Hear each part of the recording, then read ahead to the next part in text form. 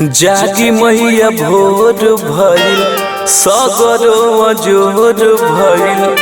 ए माई आँख खोली ना।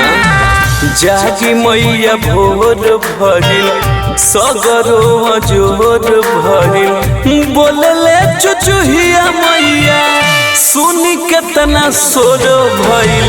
जागी मैया भोर भइल सगरो अजोर भइल। जागी मैया भोर भइल सगरो अजोर भइल।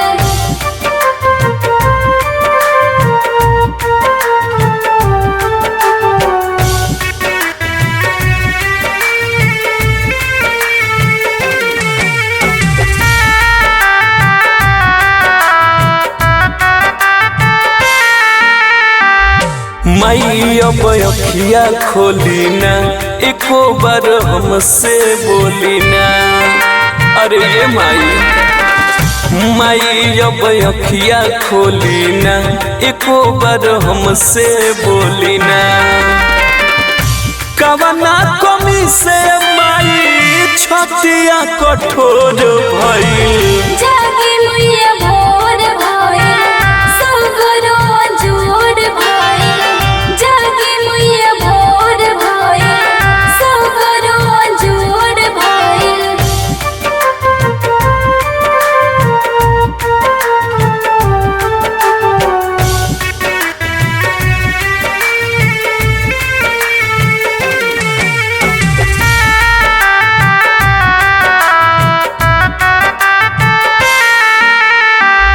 खड़ा आज दास बाबे हो चरण के पास बाबे हो।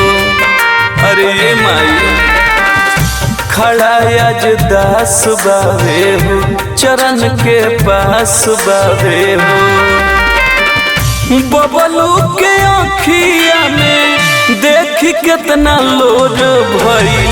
जागी मैया भोर भइल सगरो अजोर भइल।